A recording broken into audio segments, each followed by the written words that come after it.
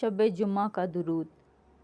اللہم صلی وسلم وبارک علی سیدنا محمد النبی الامی الحبیب العالی القدر العظیم الجاہ وعلی آلہ وسلم۔